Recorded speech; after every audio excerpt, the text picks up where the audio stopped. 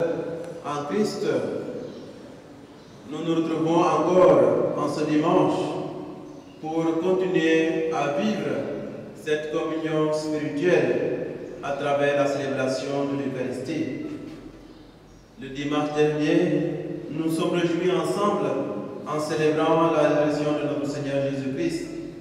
Aujourd'hui, en ce deuxième dimanche du temps de Pâques, nous célébrons le dimanche de la résurrection et nous le célébrons aussi dans la joie avec le Seigneur.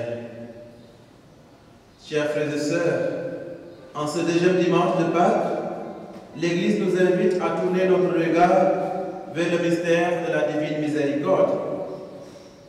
Après la grande solennité de Pâques, la liturgie de l'Église nous invite plus particulièrement à célébrer la divine miséricorde de notre Dieu, instituée par le Saint Pape Jean-Paul II, inspiré par la sœur religieuse polonaise Sainte Faustine. Le choix de ce dimanche pour instituer la fête de la miséricorde divine a donc une profonde motivation théologique. Le mystère de la miséricorde divine trouve en effet son reflet dans la passion, la mort et la résurrection de notre Seigneur Jésus-Christ.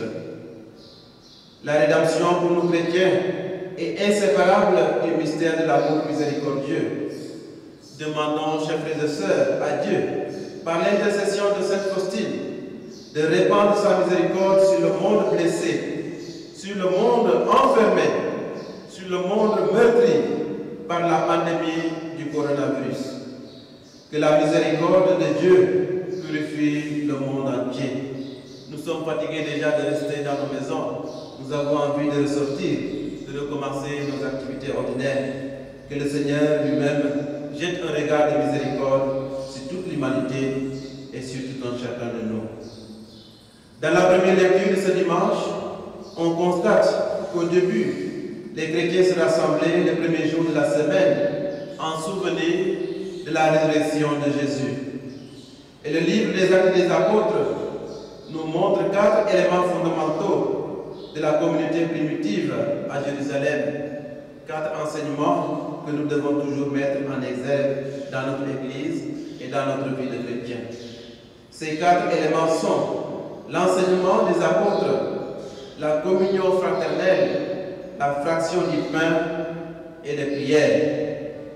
Oui, chers frères et sœurs, les premières communautés chrétiennes vivaient dans la fidélité à l'enseignement des apôtres. Un point semble certain pour nous, la foi de la communauté naît et s'approfondit en référence à l'enseignement de ceux qui ont été les témoins directs de la vie et de l'enseignement du Seigneur. Chers frères et sœurs, comme nous le savons, ces apôtres qui ont vécu avec Jésus, qui ont marché avec lui, qui ont vécu avec lui, ont témoigné de sa vie, ont témoigné de sa résurrection. Ces derniers ont toujours inspiré les premières communautés chrétiennes. Et la première lecture que nous avons écoutée aujourd'hui aussi nous invite à la fidélité, à la communion fraternelle. Cette expression est traduite plutôt en un seul mot grec, koinonia, un mot très riche en signification et en sens. Il peut désigner aussi bien la solidarité matérielle que la communion spirituelle des croyants avec Dieu ou des fidèles entre eux. La première communauté chrétienne avait toujours cette grande sensibilité de vivre la communion dans le partage de leurs biens, mais aussi dans la communion spirituelle. Les premières communautés chrétiennes aussi étaient fidèles à la fraction du pain, et le terme technique que l'évangéliste utilise à propos des chrétiens qui renouvellent le geste de Jésus rompant le pain lors de la dernière scène, la fraction du pain. Et nous le rappelons très bien aussi, les disciples d'Emmaüs avaient reconnu Jésus avec la fraction du pain. Chers frères et sœurs, nous sommes invités aujourd'hui aussi à grandir toujours dans cette communion, dans la fraction du pain, en reconnaissant Jésus qui se fait présent dans le sacrement de l'Eucharistie. Les premières communautés chrétiennes aussi vivaient dans la fidélité aux prières. On nous dit qu'ils priaient également dans leur maison à l'occasion des repas en commun. Et la louange semblait avoir une place importante pendant ces moments de prière, pendant ces moments de rencontre. Chers frères et sœurs, la prière en famille pour la communauté primitive n'était pas quelque chose d'étrange en ce temps-là. Aujourd'hui, nous l'expérimentons. Nous sommes dans nos quatre coins, dans nos maisons, et nous sommes invités aussi à grandir véritablement dans cette prière en famille. Ces cas de fidélité restent vrais pour l'Église d'aujourd'hui. Elles ne peuvent être considérées comme des fidélités à option. Aucune ne peut être négligée. Chers frères et sœurs, en cette période spéciale de confinement, nous devons plus que jamais vivre dans la communion fraternelle et dans la prière, surtout la prière en famille. Nos familles doivent être transformées en églises domestiques, lieux de prière et lieux de communion avec Dieu, lieux de louange au Seigneur. Puissions-nous donc, à partir de nos maisons, nous puissions toujours reconnaître la présence de Dieu qui nous purifie, la présence de Dieu qui nous libère, la présence de Dieu qui nous apporte sa paix. L'évangile d'aujourd'hui est un témoignage de la miséricorde de Jésus ressuscité. Nous le voyons dans les premiers mots qu'il adresse à ses apôtres. Il aurait pu leur reprocher de l'avoir renié et abandonné. Au lieu de cela, c'est un message de paix qu'il leur adresse. La paix soit avec vous. C'est la paix intérieure, le pardon, la joie trouvée que Jésus souhaite à ses disciples réunis et enfermés. Jésus ressuscité, chers frères et sœurs, est pour nous chrétiens source de paix. Par sa victoire sur la mort et le péché, il réconcilie tous les hommes avec Dieu. Il fait triompher la paix dans le monde et dans la vie de ses disciples.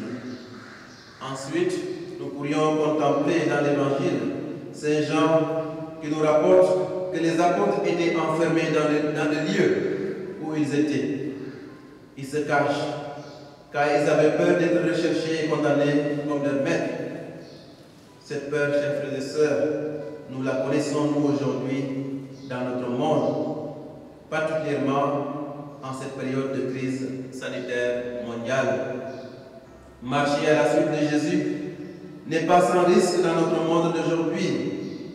C'est toujours la même peur qui nous hante quand nous voulons témoigner de notre foi dans notre monde actuel, avec tant de violence et tant d'idéologies qui ne favorisent pas toujours l'épanouissement du christianisme. Mais Jésus rejoint ses apôtres dans leur enfermement et il continue à nous rejoindre dans nos soucis, dans nos difficultés et aussi dans nos moments de peur. Le même Christ nous rejoint aujourd'hui pour nous donner sa paix, pour nous dire qu'il nous fait miséricorde. Jésus ressuscité nous rejoint dans notre confinement, dans nos maisons, pour nous offrir sa paix, pour nous offrir sa miséricorde. Par ailleurs, Saint Jean nous dit que les disciples étaient remplis de joie. C'est aussi, chers frères et sœurs, à cette joie que nous appelons tout au long de ce temps de Pâques que le Christ est ressuscité. Jésus nous rejoint au cœur de nos vies, de nos joies, mais aussi de nos épreuves. C'est auprès de lui que nous trouvons la vraie joie. Nous savons que désormais, rien ne peut nous séparer de son amour.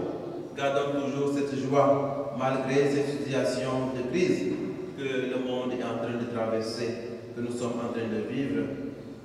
Chers frères et sœurs en Christ, en ce dimanche de la divine miséricorde, nous allons demander au Seigneur qu'il réactive en nous la foi en ce moment d'épreuve. Que notre foi soit communicative, que notre foi soit porteuse de paix, que notre foi soit porteuse d'espérance, que notre foi soit porteuse de bonté et d'une plus grande humanité. Que notre foi donne force, vigueur et ardeur à nos actes de solidarité. Que notre foi atteste que nous sommes en vérité les disciples de Jésus miséricordieux.